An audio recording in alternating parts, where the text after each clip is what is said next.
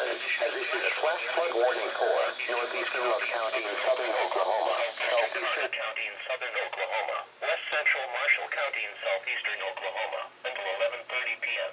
At 9:29 p.m., Doppler radar indicated an early stationary thunderstorm producing heavy rain near Lake Murray.